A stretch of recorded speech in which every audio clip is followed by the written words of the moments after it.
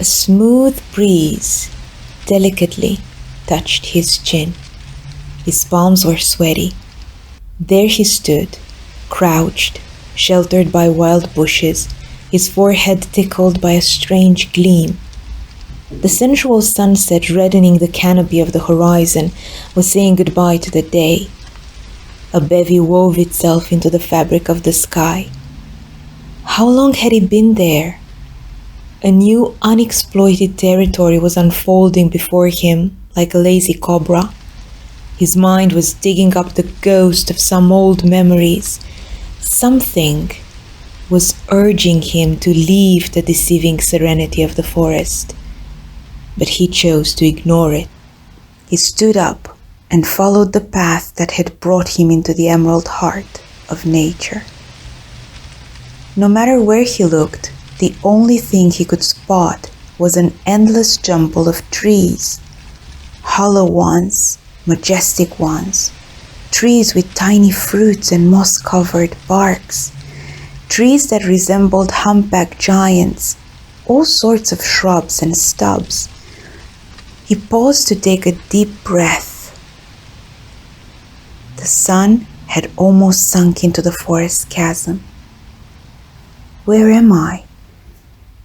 The last thing I remember is the field.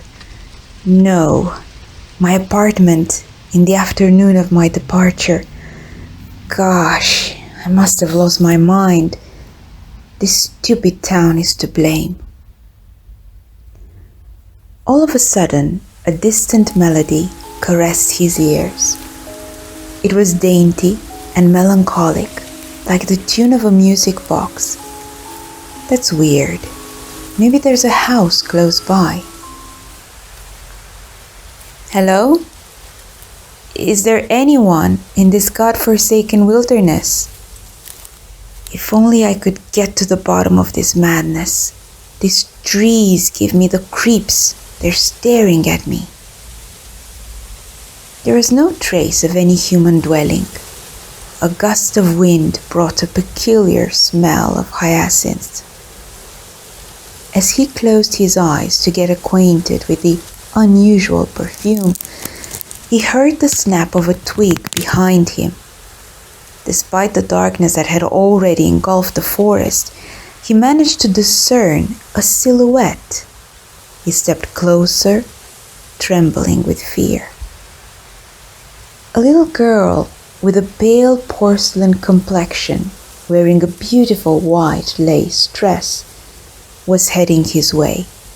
The strange music and the smell of fresh flowers were still enticing his senses. Hey, little girl, it's cold outside. What are you doing here? Are you lost? The girl didn't even startle.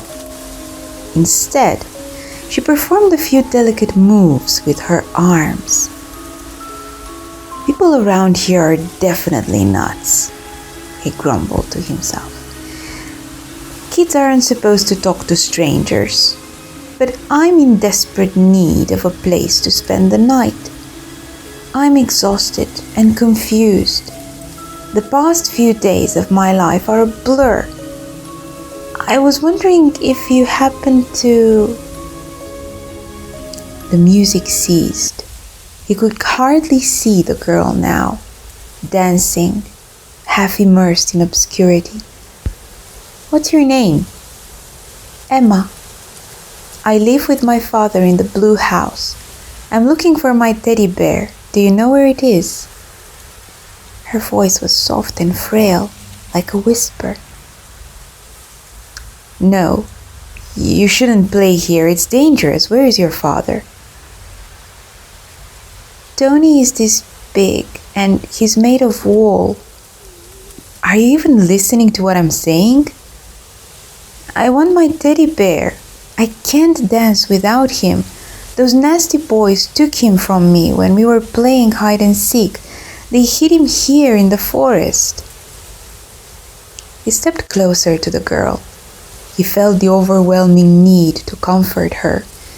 No sooner did he reach his hand to touch her that the little girl started running. I must have frightened her. I'm such an idiot. Please don't go away.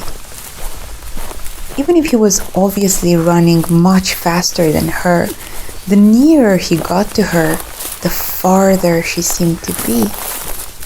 He stopped to catch his breath.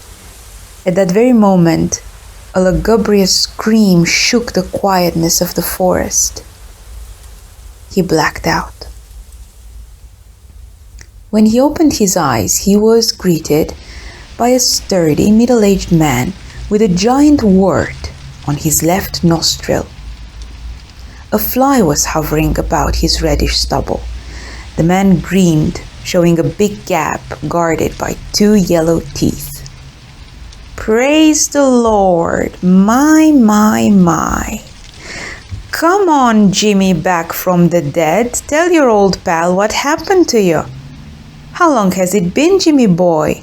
And to see you here, of all places. No one hoped you'd ever return. Jim. Yes, that was his name. He recognized Gary, his childhood friend, who had never left the town where they grew up. Where did you find me? Sorry for nagging you like that. My silly excitement got the best of me. We found you near the edge of the forest, about 10 miles from here. You were dead pale and barefoot. Don't ask me how you got there. I was passing by with some buddies of mine. I guess we wanted to escape the routine. And Larry says to me, Look, that's the land of the spirits. 20 years ago, a little girl was killed by a wacko right in that forest. Awful thing. She was a ballerina. Her father had worked so hard to pay for her classes. She was his only child. He tells me that her spirit haunts the forest and sometimes leaves clues. Last year, little Stuart found a pink shoe near an oak tree. He wanted to touch it, but a gust of wind blew it away. It vanished. Jim was gazing at the sky absent-mindedly. He was remembering something. It was dark, and she was so beautiful. She seemed lost. He couldn't let such a wonderful creature slip through his fingers. Her neck was so fragile. It didn't take long to